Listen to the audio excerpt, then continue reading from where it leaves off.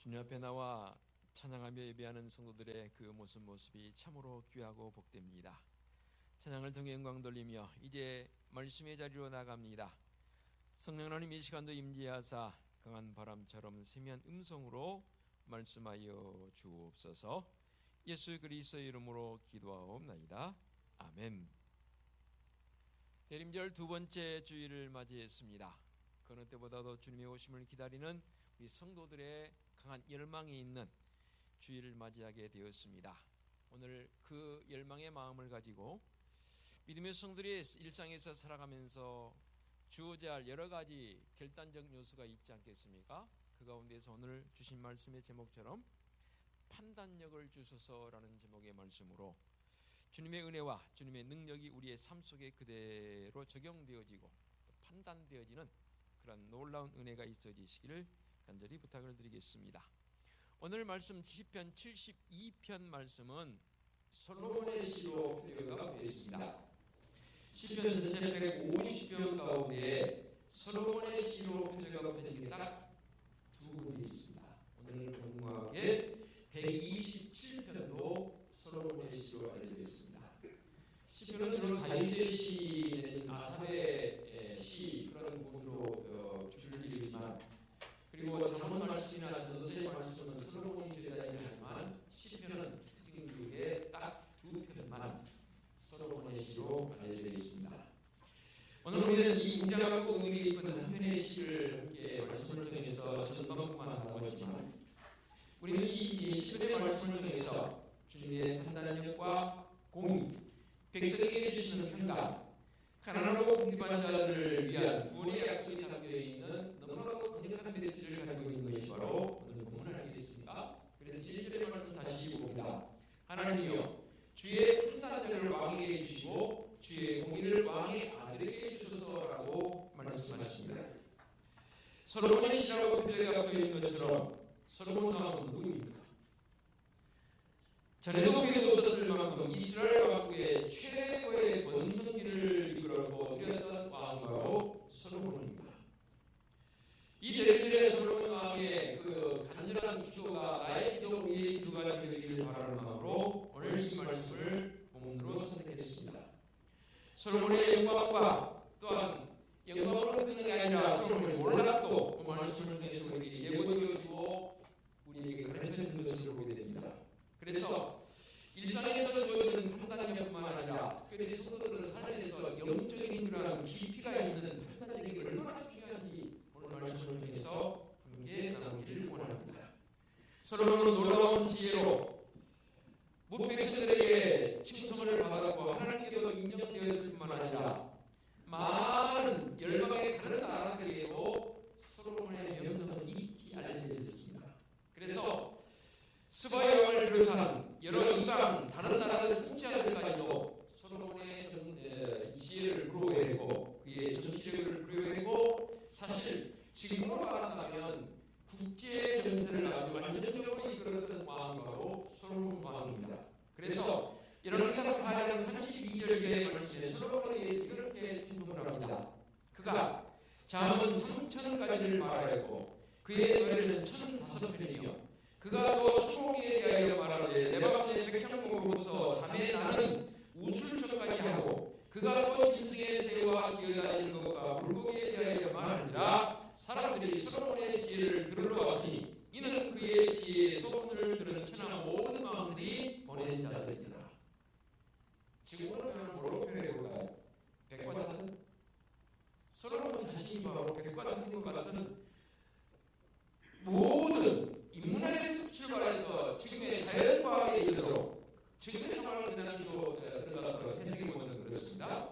이 솔로몬의 해박한 지식, 지혜 너무너무 사람들에게 많이 부러움의 대상이었고 또 이방 나라들도 솔로몬에 대해서 부러움이기 때문에 자신들이 직접 와서 솔로몬의 지혜를 듣는 사람도 있었고 들은 마음도 있었고 왕들이 모든 직접 모든 사람을 보내어서 신하들을 보내어서 솔로몬 왕에게 그 지혜를 두고 와서 나에게도 그 지혜를 좀 말하기를 할 정도로 솔로몬은 대단한 사람이었습니다. 얼마나 그의 모습이 그렇게 대단했는지 말씀에서 우리는 언급을 하지 않습니까? 그런데요, 안타까운 일은 그가 끝까지 그 놀라운 은혜를 지키며 간직하며 하나님 앞에 나와야 할 솔로몬 왕의 스페인에 그렇지 못했습니다.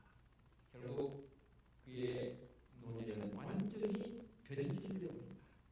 그 변질된 모습을 이렇게 요한계시록에서 표현했습니다. 솔로몬이 여호와의 눈앞에서 악을 행하여 그의 아버지 다윗이 여호와를 온전히 따르지 아니하고 모압에 가지만 그 모습을 위하여 예루살렘 앞 산에 산당을 지었고 또 암몬 자손에 가지만 몰로를 위하여 그와 같이 하였으며 그가 또 이방 여인들을 위하여 다 그와 같이 하니라. 그들이 자기의 신들에게 분향하며 제사하였다. 이방 여인들이 궁으로 들어오면서 그들이 가지고 온 이방 신들을 그대로 성경으로 인정했을 뿐만 아니라 심지어는 예루살렘 앞 산에 산당을 짓고 그 이방 신들을 숭배하는 우상 숭배적인 것을 그대로 허락해 버리고 합니다. 안타까운 모습이요. 참으로 지혜왕 그 모습과는 완전히 다른 모습이 이 솔로몬의 변질되어진 모습을 보게 됩니다. 그는 변했고 판단력이 흐려집니다. 거기서 얻은 결과는 나라가 비참한 만큼 분열되고 온 백성이 역사에 이 어둠 속으로 들어가게 되는 고통에 임하게 되는 모습을 보게 됩니다. 판단력, 오늘 제목이 있지 않습니까? 이 판단력의 뜻은 이런 뜻이 있습니다. 사물의 옳고 그름을 분별하는 능력이라 했습니다. 이 판단력을 왕에게 달라고 간절히 기도하고 있는 지금의 시편 72편의 모습까지는 아직은 괜찮아요. 솔로몬 왕의 변질되기 전에 모습으로 그대로 비춰지고 있습니다. 그래서 솔로몬이 얼마나 주님께 간절히 기도합니다. 저에게 판단력을 내주소서. 이 판단력을 가지고 무엇이라고요? 2절 3절 4절에서 이렇게 표현했습니다. 그가 주의 백성을 공의로 재판하며 주의 가난한 자를 정의로 재판하니 의로 말미암아 상들이 백성에게 평안을 주시며 작은 성도 끌어가리라. 그가 가난한 백성에게 오락을 풀어주며 궁핍한 자의 자손을 구원하며 압박하는 자를 꺾으리라 했습니다. 대단한 마음이요. 이 말씀이 기록되기까지는 여기까지는 솔로몬은 그런 사람이었습니다. 바른 판단력을 가졌습니다. 그가 이런 판단력을 가진 것은 그냥 단순하게 순간적으로 주는 게 아니지 않습니까? 우리가 잘 알고 있는 아이 한 명이 죽고 진짜 엄마인지 가짜 엄마인지를 가려내는 그 지혜를 솔로몬이 발견하지 않습니까? 그 지혜를 솔로몬의 단순하게 한순간 감정적으로 주어진 지혜가 아니었습니다. 그는 하나님께 지혜를 달라고 기도했고 하나님께서 주신 지혜로 말미암아 비로소 바른 판단을 해나가는 판결까지 해나가는 솔로몬의 모습입니다.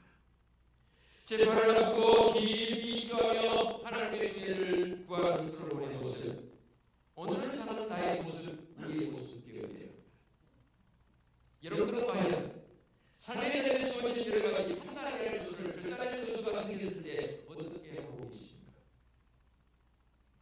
오늘 하루를 우리가 여는 잠자리에서 일어났을 때 저는 그런 마음속에 그런 마음을 가진 하나님 감사합니다. 오늘도 주님의 분명한 이끌림이 있는 하루의 삶이 되게 하옵소서라고 기도하고 하고 기도합니다. 더더욱 기도하는 새벽을 기도해서 기도하기 때문에 더 많이 기도하는 요소가 좋은 것 아니겠습니까? 여러분들 그렇게 하십니까? 특히 오늘로서 사업을 하시는 분들은 더더욱 하나님 앞에 이런 바른 기도의 모습으로 날마다 사업이 계셔야 합니다. 오늘은 물을 만나는 것인데 하나님 이 만나서 와이어를 만나든지 물을 만나든지 이렇게 해달라는 그런 기도에 앞서 하나님 제 마음에 주님의 마음을 더하여 주옵소서. 선한 마음을 더하여 주옵소서. 아울러서 그의 마음에도 종이 가지고 있는 제가 가지고 있는 이 선한 마음과 한 마음이 되어서 그의 마음속에 협력하여 함께 이룰 수 있는 지혜를 그 마음에도 더하여 주옵소서라고 기도하며 하루를 여러분 출발해 보시기 바랍니다.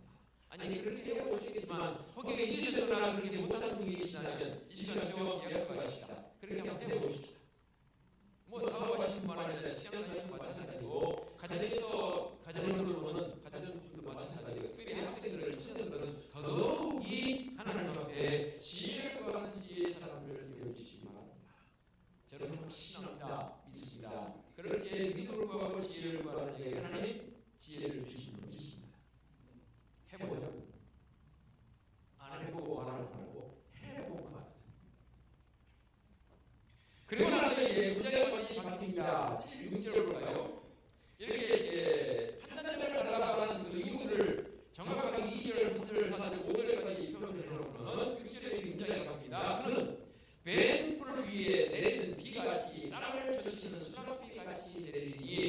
그의 날에 의하여 평강의 풍성함이 달이 닿을 때까지 이를 거다라고 말씀하고 있습니다. 뱀풀, 우리 인생의 하나님 앞에 풀 아닐까요? 그렇지 않나요? 성경에 보면 이 풀로 우리 인생을 표현한 표현들이 몇 가지 등장합니다. 그 가운데 대표적인 이 표현은 이사야 40장 6절에서 8절까지 말씀인데요. 제가 본독에 올리겠습니다. 말하는 자에게 이르되 외치라 대답하되 내가 무엇이라고 외치리까 하니 이르되 모든 육체는 풀이요 그의 모든 아름다움은 들의 꽃과 같으니 푸른 마르고 벗은 시절은 꽃이 시절은 여호와의 기운이 그 위에 부릅니다. 이 백성은 실로 풀이로다. 푸른 마르고 벗은 시절나 우리 하나님의 말씀은 영원히 있으리라. 우리 인생들이 풀이라고 되네요. 왜 풀이라고 표현했을까요? 도시에 살다가 귀농하신 분들의 그 고백들 들어보면 주로 짧은 영상, 셔츠 영상에도 등장하더라고요. 거기 보면 농사하면서 제일 힘든 게 뭐냐면 잡초제거든요. 지난번에 여쭤봤죠. 사람이 잡초를 이길 수 있다 없다? 없다. 잡초를 못 이긴다고. 왜 못 이겨요? 금방 잡초제거로 들어왔어요. 비만 오고 내렸다 그러면 또 함께 이렇게 잡초가 자라죠. 그런 고백을 하시더라고요. 씨를 한 심어다가 아름다운 꽃을 예상하고 열심히 화분에 심어서 물 주고 또 갖고 했는데 공격도 다 주고 딱 하나 남아요. 그래서 진짜 정성을 들여서 자기는 노란 꽃을 바라고 심었는데 그 꽃이 노란 꽃이 아니더라고요. 그것이 무슨 꽃일까? 신기하다 했는데 나중에 알고 봤더니 이거가 뭐예요? 에이 이건 잡초네 하더라는 우스갯소리도 있습니다.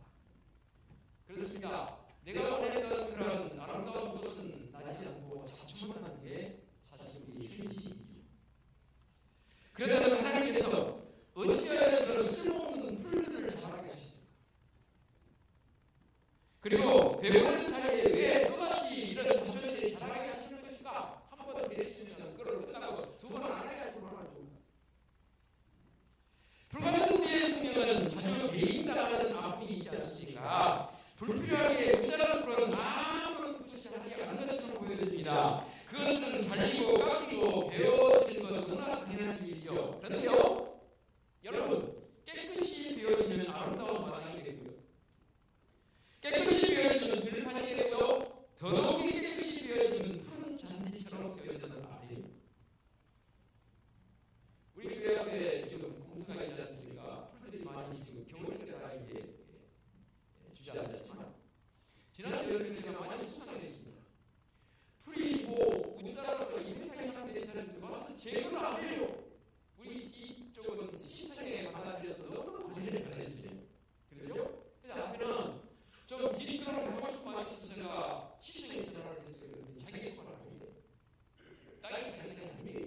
그럼 뭐될까 하면 수정보상관이라고요. 그 건물에 바로 앞에 수정으로 전화를 해요. 자기들 하나 이래요. 너무 속상해서 H 전화를 했어요. H를 자기는 이미 나는 얘기했는데 자기 말이 아니에요. 그 어디에 나와서 그래? 여쭤보는 했더니 다시 한번 시청 해보세요. 시청에 전화를 했습니다. 했더니 시청에서 그러는데요. 한참 뒤 그거 우리가 하겠습니다. 해놓고 한 달 만에 연락이 없어요. 제거를 안 해요. 근데 한 달 만에 제거를 했어요. 사실 1년에 3번, 4번 정도는 제거를 해줘야 하거든요. 예지적으로 해줘야 되는데 올해 딱 그나마 감사하게 한번 했어요. 보세요. 조선할 때 뒤나 앞에 똑같이 자기 심었어요. 그런데 관리를 안 해주니까 자기 자신이 다 거기다 죽었고요. 뒤에는 자기도 고생하는 지금 예쁘게 자라고 있습니다. 그럼에도 불구하고 예지적으로 깎으니까 그거나 고맙더라고요. 그것에 한번 누고 싶은 그런 마음에 생각도 들더라고요. 처음 자라는 풀은 잘리기 싫었을 것이죠. 불같은 우리 인생도 풀나는이 거기까지밖에 미치지 못합니다. 그 위에 뱀풀 위에 다시 소나기가 내리면서 새로운 생명이 그것을 또 자라기 시작합니다. 그렇다면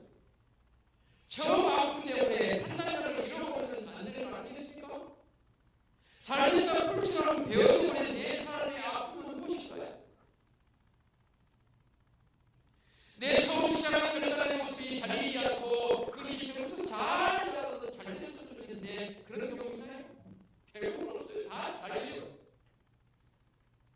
내가 살던 인생의 자존심 아니었을까요? 어떤 은혜와 자산을 안 했을까요? 젊은 날에 한다 부질없는 욕심을 안 했을까요?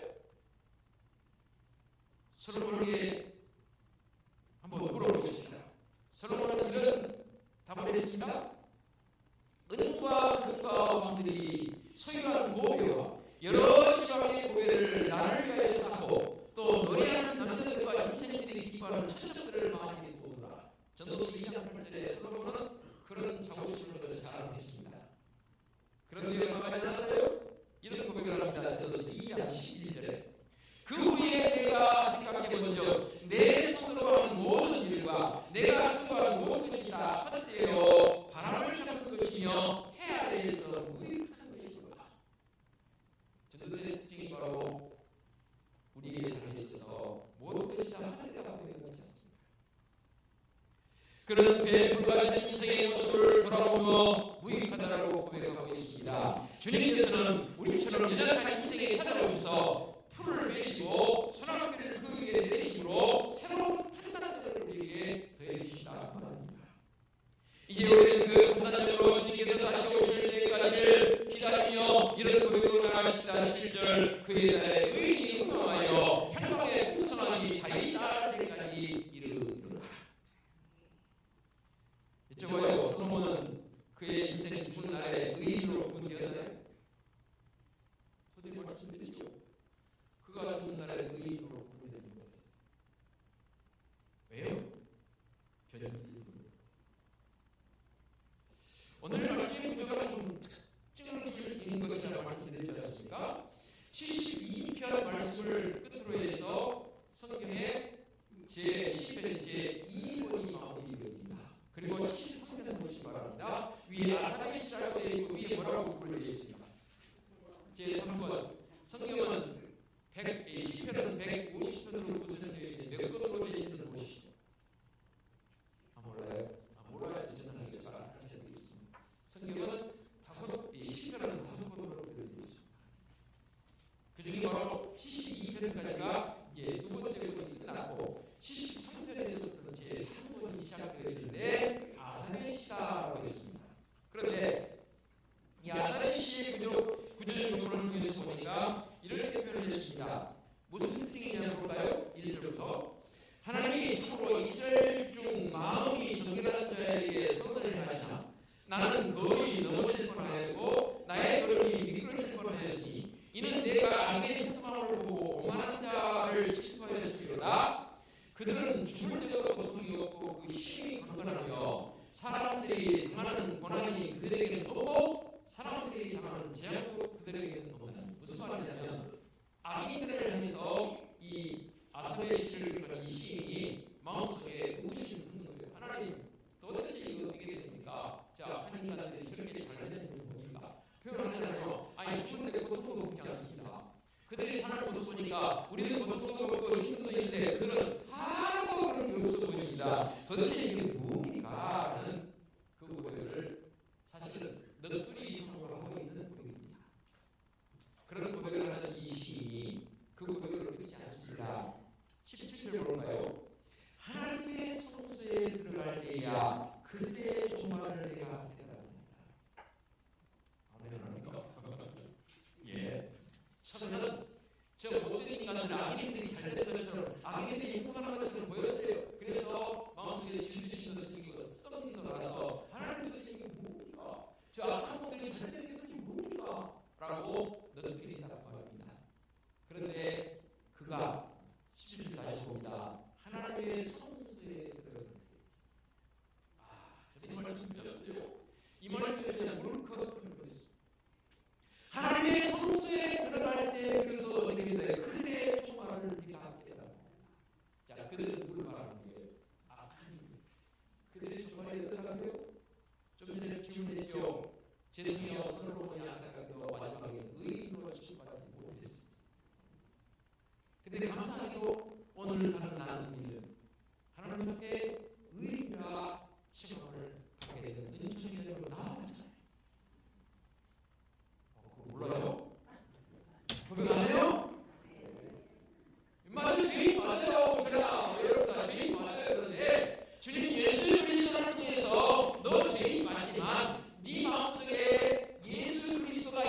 아니 내가 너를 의인으로 불러줄게 이게 이심칭이 아니에요. 로마서 1장 10절 의인은 믿음으로 말미암아 사는 말씀 아니에요. 그래서 나를 우리를 불러서 의인이라고 불러주신 건 아닙니까?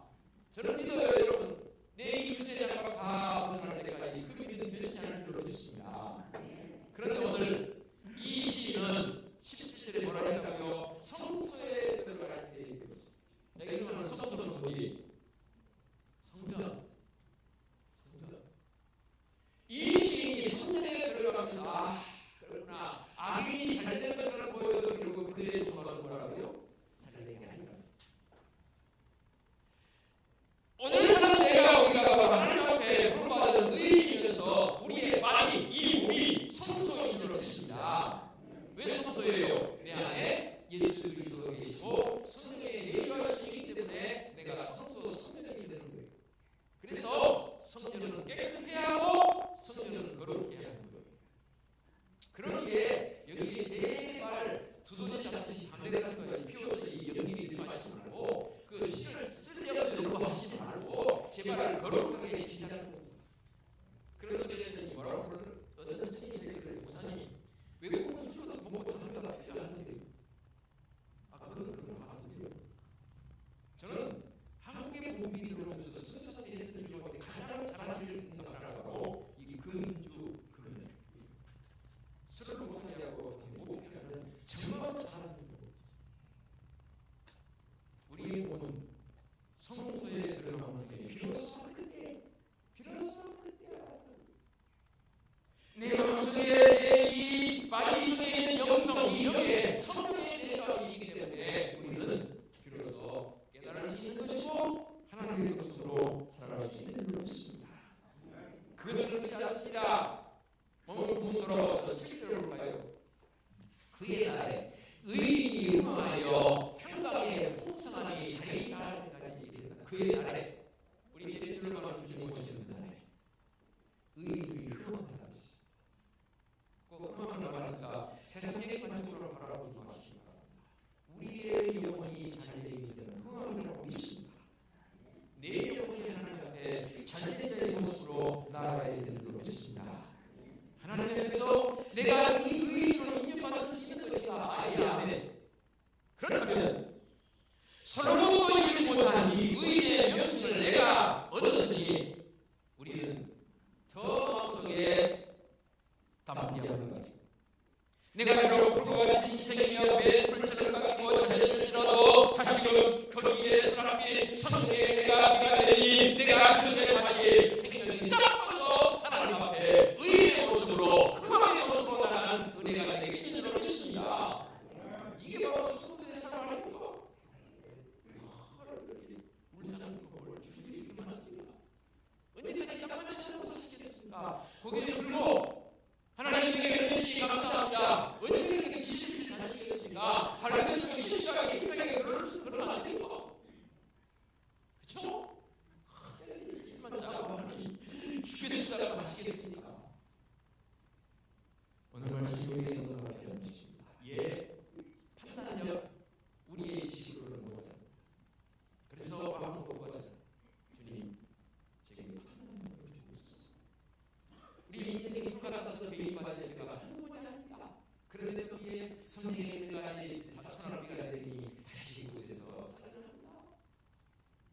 그리고는 의인은 흥함이라는 분명한 약속이 없으십니다.